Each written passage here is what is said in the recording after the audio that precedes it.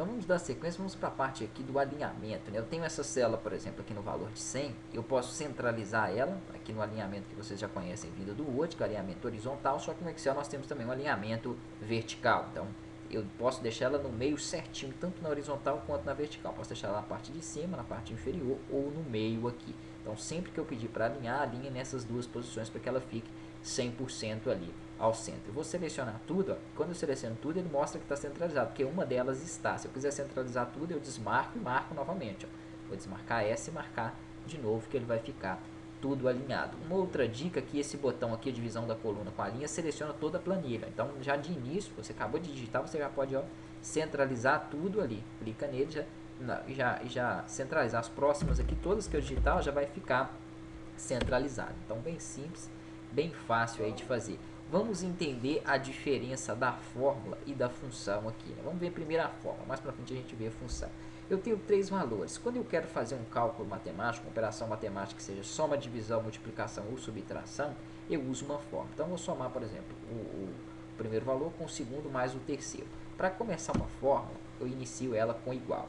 Após iniciar a fórmula, eu clico sobre o valor que eu quero calcular. No caso aqui, o primeiro valor, ele está na posição da célula 1. Repara que na barra de fórmula ele já começa a construir para mim a fórmula ali.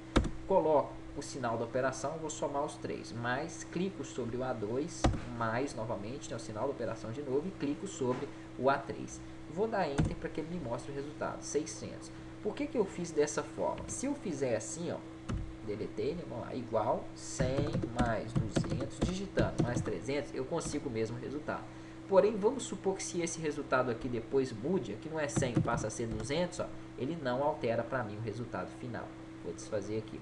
Se eu fizer da primeira forma, que eu mostrei que é o jeito fácil, é o jeito correto, na verdade, igual, clico na célula, mais, clico na outra célula que eu queira, e assim por diante. Quando eu alterar um valor, ó, o resultado final também altera, porque ele não está pegando 100, ele está pegando o valor daquela minha primeira célula ali, no caso A1. Se você clicar em qualquer uma das células, ele mostra o valor que você inseriu. Se você clicar em uma célula que tem fórmula, na barra de fórmulas ele mostra a fórmula que foi inserida. Então, bem simples aí também, né, entender e interpretar essa questão das fórmulas. Nós vamos fazer o seguinte, eu vou criar aqui, né, vou para a planilha 2, vou deixar essa planilha 1 como janeiro aqui, vou para a planilha 2, onde ele me dá uma folha em branco. E eu vou digitar aqui, né, alguns recursos para a gente montar uma primeira planilha. Vou colocar aqui, por exemplo, estoque, que seria o título dela.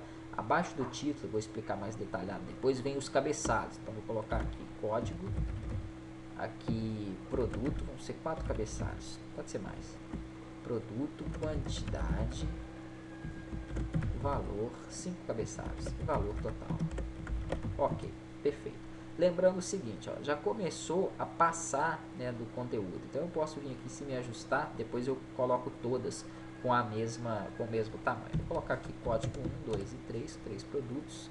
Vou colocar aqui café, arroz, Enter, troca de linha, e Tab, troca de coluna. Então tecla Enter aí para mudar de linha. Café, arroz e feijão. Ok. Quantidade aqui 7, 5, 6. Valores pode ser 8, 12 e 7. Ok. E o valor total nós vamos calcular. Perfeito. Então eu tenho aqui a minha tabelinha. Eu sempre costumo formatar iniciando aqui pelo ajuste de coluna e linha. Então eu vou selecionar todas as colunas, lembrando, não pode ser as células assim. Senão quando eu apertar com o botão direito não me mostra a opção. Tem que ser as colunas aqui assim, ó, na posição do A, em cima do A, e arrasto até a última, que é a E. Botão direito, largura da coluna. Aqui eu vou especificar a mesma largura para todos. Vou colocar 17. Ok, ficou bom. Já vou aproveitar que está selecionado e vou centralizar aqui nas duas posições, para não ter que fazer isso depois.